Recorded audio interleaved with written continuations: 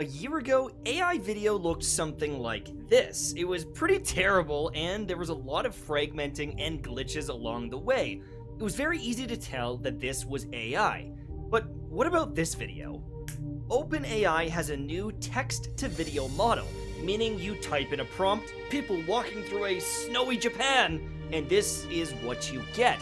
And this isn't the only example. Moist Critical responded to another one saying, "I'm struggling to think of a single positive thing making realistic AI-generated photos like this will bring. It's all just net negative and dystopian." And when I saw this, I thought, there's no shot this is AI, unless you look really closely. A year ago, we were laughing because every AI photo had these weird, creepy hands. But now I'm scared that there's gonna be videos of me online shaking around my pee-pee. And it's gonna be really hard to tell my grandma, that's not me, trust me, it's not me. Mine's smaller. Now, I made this tweet like an idiot saying, this would be kinda crazy for B-roll. Watch collection, car collection, stonks going up.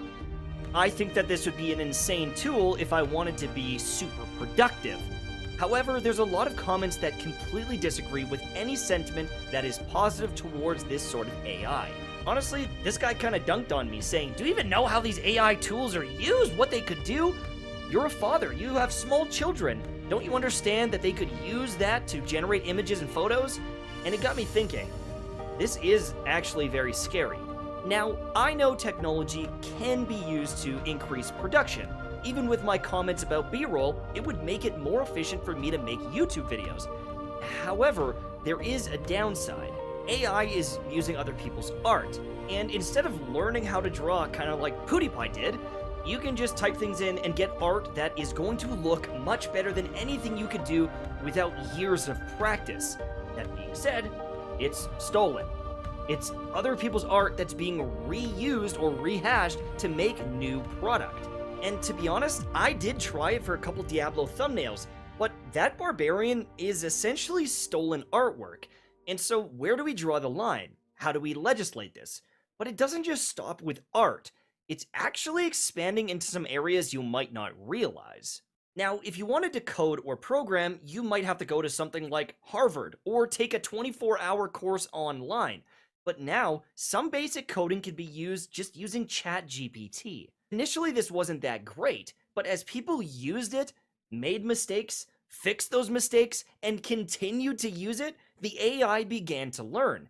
And the base level of coding that ChatGPT can do is getting insane.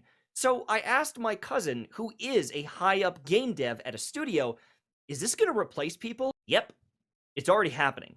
People are getting fired because instead of hiring a bunch of basic coders, they can just hire one really good guy to check over all the ChatGPT work hypothetically. They can go over all the code that's been written automatically by AI and say, yep, that's good enough, which is crazy. This game is called Vampire Survivors. The graphics are pretty basic, the premise is pretty basic, and I can imagine it would be very easy in the near future to use something like ChatGPT to code this game. As long as you could do the art and you had a way to publish it yourself or get it onto Steam, you could make your own video game. And I wouldn't be shocked if people could turn around games like this quality, in days instead of months or years. However, if the average person could make Risk of Rain, then Risk of Rain 2 with the 3D models may be the new base level of video game. Meaning it's more accessible, which leads to competition, which leads to better products. Hypothetically, better movies, better games, better things will be made because of AI. But there's always going to be some sort of cost, and usually it's going to be the human cost, their livelihood and their jobs. So if AI is good enough to make video like this, if it's able to code games, if it's able to make photorealistic things of me with my shirt off actually having a six-pack, then there's a lot of potential for AI for the future. But is it good? Well, when the Model T came out, people were saying it was just a fad, and that horse and buggy would always dominate because it could make its way through the mud and the snow because it's a horse, right? Well, then the horsepower started to increase, and now everyone is driving cars. And I mean, back in the day, car factories had hundreds and hundreds of people that worked in them. If you go look at Detroit or Windsor, where there was a ton of car manufacturing back in the day, their economy has been completely shattered because a lot of the people got replaced with robots. They don't need the people because the robots are better at the job. So, what happens with artists, musicians, all these different people that are seemingly going to be getting replaced by AI? Jay Schlatt and other YouTubers have multiple AI songs coming out using their voice. And there's even deepfakes of him making extremely suspect jokes, and there's nothing he can really do about it.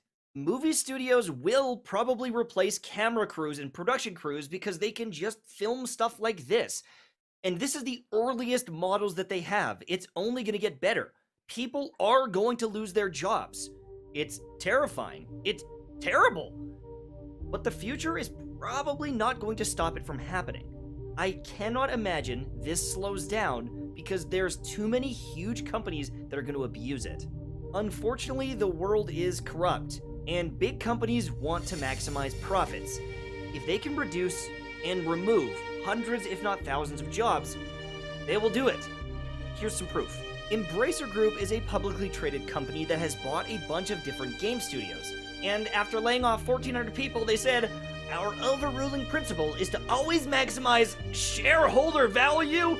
Ugh, it's sickening. So do you not think that Embracer Group is gonna go, "Hey, let's fire a few more and replace them with AI. That's way easier." Call centers and customer service, AI. Coding, movies, music, video games, everything is gonna be goddamn AI. In fact, this is an AI photo of me trying to find a snack out of my fridge. It's not actually, though. I'm just kidding. But you can imagine it will be able to do that soon. Oh my god, is that a woolly mammoth? No? It's a bunch of robots and AI and the world is doomed? Okay. This technology is most likely only going to continue and get even better. If I was a musician or an artist and that's what my bills were paid on, I'd be scared. But heck, maybe even I'll get replaced. There's already people like Kwebbelkop doing it right now. Kwebbelkop has already made his own AI model and is making AI videos right now. Fully automated videos of himself. And arguably they're pretty trash, but they could get better. Art, music, YouTube videos like this, I think people digest them partly for the soul behind it. If the robots have no soul and they're just leeching and stealing all this information to spit out something new, maybe it doesn't have the appeal of a real person sitting down and talking to you, or showing you that amazing piece of art. But what happens when we cannot tell the difference? It's kind of dystopian, kind of creepy. But unfortunately, I think that it is coming. Sooner than you might think.